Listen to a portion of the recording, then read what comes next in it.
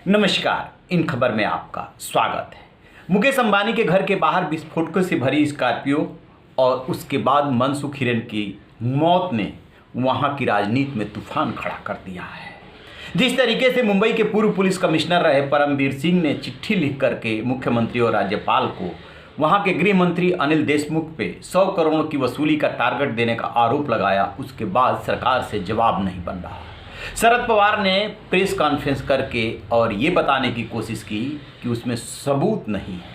साथ में उन्होंने जूलियो रिबेरो, जो वहाँ के कमिश्नर भी रहे हैं, गुजरात और पंजाब के डीजीपी भी रहे, उनका नाम लिया कि उनसे जांच कराई जा सकती है। लेकिन जो सबसे नई खबर है वो ये कि रिबेरो ने जांच करने से इनकार कर दिया है। वो कह रहे हैं कि मैं इसकी जांच करने की स्थिति में नहीं हूँ, असमर्थ हूँ। उनकी उम्र 92 साल हो गई है। इंडियन एक्सप्रेस ने उनसे बात की है और उसमें जो वो ये कह रहे हैं कि जिस तरीके के आरोप हैं ये शरद पवार को खुद एक्शन लेना चाहिए। शरद पवार को सब कुछ पता है, यानी कि इशारों में रिबेरो ने जो है सब कुछ कलाई खोल करके रख दी है कि क्या है हकीकत। ठीक है कि परमबीर सिंह ने जब उनको पद से हटा दिया गया तब जाकर के ये चिट्ठी लिखी। ये भी बात ठीक है कि जब उनके हटाने की चर्चा हो रही थी तब 16 और 19 मार्च को उन्होंने संजय पाटिल जो एसीपी है उनसे व्हाट्सएप पे चैट करके और सबूत जुटाने की कोशिश की कि क्या कहा था अनिल देशमुख ने।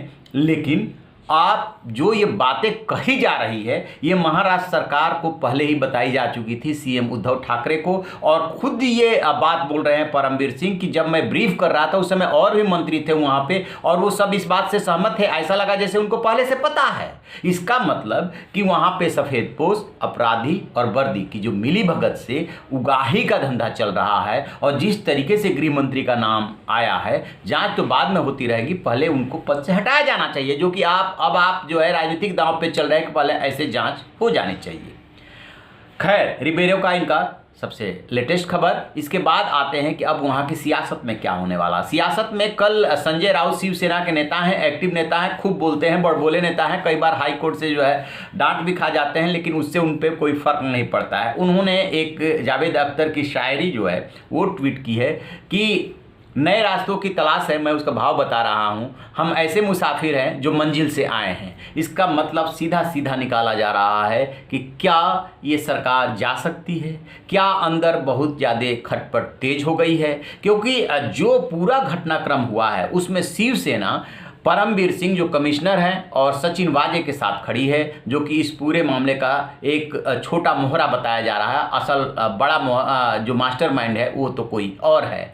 दूसरी तरफ जो एनसीपी है और उसके गृह मंत्री अनिल देशमुख हैं, उन पे इतना बड़ा आरोप लगा है कि आपने एसीपी को बुला करके और एपीआई सचिन वाजे को बुला करके बाकायदे वसूली का, उगाही का टारगेट दिया, जिसके लिए मुंबई अंडरवर्ल्ड के लिए बदनाम मानी जाती है कि किस तरीके से वहाँ पे ये धंधा चल रहा है कि गृह मंत्री कह रहा है अपने मातहतों से कि तुम पैसा वसूल करके लाओ। थोड़ी देर के लिए मान लेते हैं कि ये वर्बल बातचीत है, इसका क्या भरोसा। लेकिन आखिरकार इस मामले में इतना सरकार में अंतर्विरोध क्यों दिख रहा है?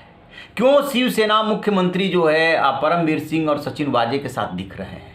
किस तरीके से शरद पवार ने कहा कि सचिन वाजे की नियुक्ति जो है वो परमबीर सिंह ने की थी? क्या बिना सत्ता के इशारे के की थी? कहाँ तक छुपाएंगे? तो फैक्ट ये है कि वहाँ पे सरकार में अंतर्विरोध है। ये सरकार जाने वाली है। क्या नया चुनाव होगा? राष्ट्रपति शासन लगेगा? कितना दिन लगेगा सरकार के गिरने में? कोई कितना ही भी बचाव कर ले, कांग्रेस में भी खलबली है। तो इस पे हमारी नज़र बनी हुई है। रिबेरो का इनकार करना और इशारा करना कि शरद पवार को सब कुछ पता है, वो एक्शन लें, ये बहुत कुछ कह रहा है। जैसे इसको लेकर के कोई अपडेट मिलेगा हम आपसे साझा करेंगे। आप रहिए ना बेखबर, देखते रहिए इन खबर। Thank you. इन खबर चैनल को सब्सक्राइब करें।